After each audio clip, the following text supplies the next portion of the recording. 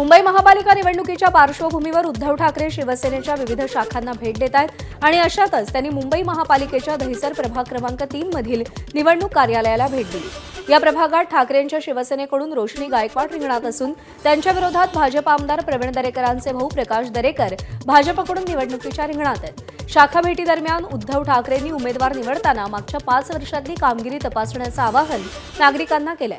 तर स्थानिक विरुद्ध बाहेरचा मुद्दा नाही तर जमिनीवर काम करणारा कार्यकर्ता महत्त्वाचा असल्याचं उद्धव ठाकरे म्हणाले।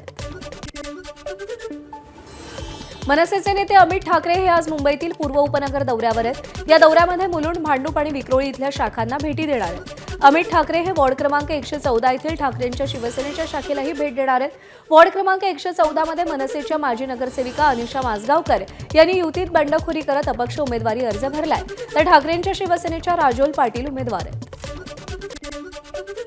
महापालिका प्रचाराला आता रंग चढू लागलाय। मनसेच्या बोरिवली पूर्व इथल्या शाखेमध्ये उद्धव ठाकरेंचं भाषण सुरू असताना शिंदेंच्या शिवसेनेची प्रचार रॅली आल्यानं दोन्ही कार्यकर्त्यांकडून घोषणाबाजी झाली।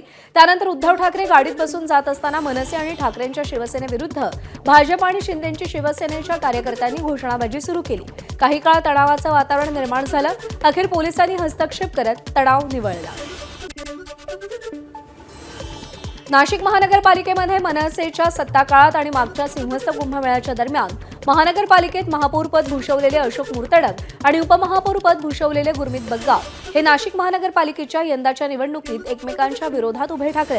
अशोक मुर्तडक यांनी मनसेतून भाजपत प्रवेश करत भाजपकडून उमेदवारी मागितली होती, मात्र माजी महापौरांना भाजपनं उमेदवारी दिली नाही। त्यामुळे बंडखोरी करत अशोक मुर्तडक अपक्ष उमेदवारी करत त्यांना शिंदे सेनेनं पुरस्कृत उमेदवारी दिली।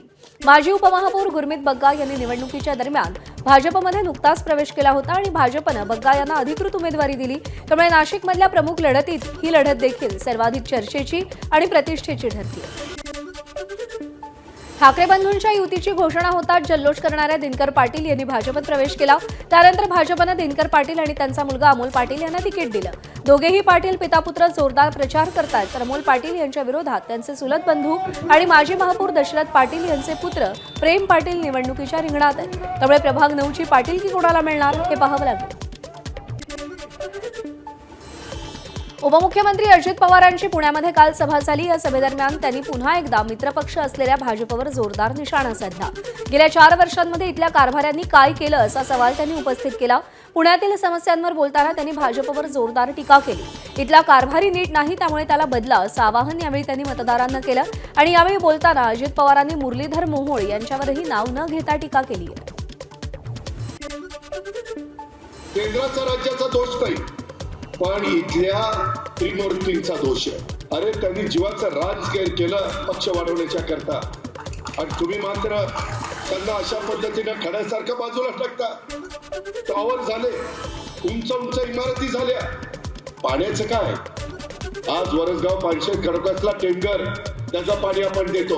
आज तुमच्या माझ्या भागातल्या ट्रॅफिकची समस्या, पाणी रोडला ट्रॅफिकची समस्या, पुणे सातारा रोडला हायवेला ट्रॅफिकची समस्या, सर्व्हिस रोड बाणेर ते बावधन रोड म्हाळुंगे सूस इथं निर्माण झालेली ही समस्या आपल्याला सोडवायची आहे। इथली लोक कमी पडली, इथं ज्यांच्यावर जबाबदारी होती ते कारभारी लोक कमी पडली, म्हणून उद्याच्या 15 तारखेला कारभारी बदलायचा।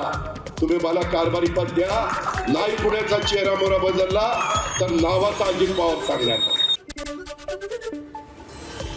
चंद्रपुरातील नितीन बनसोड नावाच्या एका मतदारानं घराबाहेर लावलेल्या पाटीनं सध्या शहरवासियांचं लक्ष वेधलंय। चंद्रपूर शहर महानगरपालिकेच्या निवडणुकीत मतदान करणार नाही असा निर्णय त्यांनी घेतलाय। गेल्या अनेक वर्षांपासून प्रत्येक निवडणुकीत नितीन बनसोड हे मतदान करतात, मात्र ईव्हीएमद्वारे दिलेलं आपलं मत नेमकं कुठे जातं याविषयी बनसोड साशंक आहेत।